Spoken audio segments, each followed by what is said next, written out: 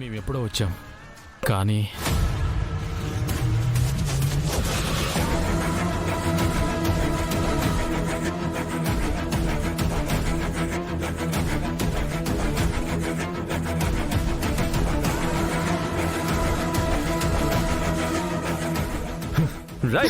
విహారీ గారు, మేము వాళ్ళకి బాగానే బుద్ధి చెప్పాం.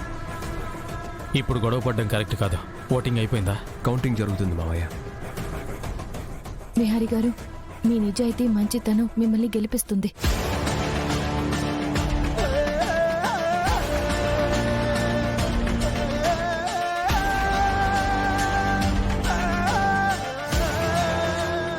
ఇంతటితో సిల్క్ కోఆపరేటివ్ బోర్డ్ ఎలక్షన్స్ ముగిశాయి. ఓట్లు లెక్కించడం కూడా జరిగింది. ఇన్ని సంవత్సరాల తర్వాత బోర్డుకి ఎలక్షన్స్ జరిగాయి. వీరిద్దరిలో ఈ ఎలక్షన్స్ లో గెలిచిన వారు సిల్క్ కోఆపరేటివ్ బోర్డ్ ఎలక్షన్స్ చరిత్రలోనే అత్యధిక మెజారిటీతో గెలిచిన అభ్యర్థి ఎవరంటే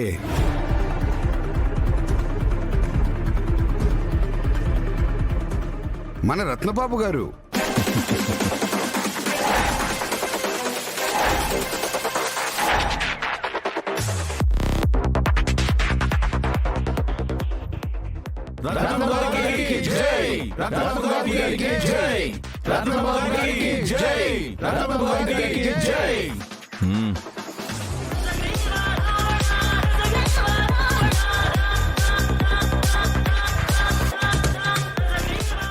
నాతో ఛాలెంజ్ చేశావు, గెలుస్తాను, నన్ను దించుతాను, ఏదో పొడుస్తాను అన్నావు. ఇప్పుడు ఏమైంది విహారీ?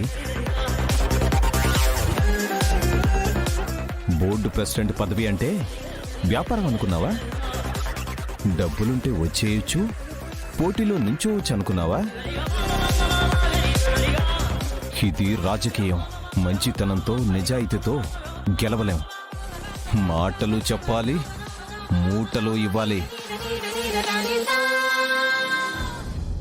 నువ్వు గెలిచావు, నేను ఓడిపోయాను. నేను ఓడిపోయానని వెనకడుగు వేయను. ఇక్కడే ఉంటాను. గెలిచే వరకు పోరాడతాను. నువ్వు చేసే అన్యాయం బయటపడే వరకు నిన్ను వదలను. మళ్ళీ ఛాలెంజ్ చేయకు. అసలు నువ్వు నాకు పోటీనే కాదు. మంచికి చెడుకి జరిగే పోరాటంలో తాత్కాలికంగా చెడు గెలిచినట్టు కనిపిస్తుంది.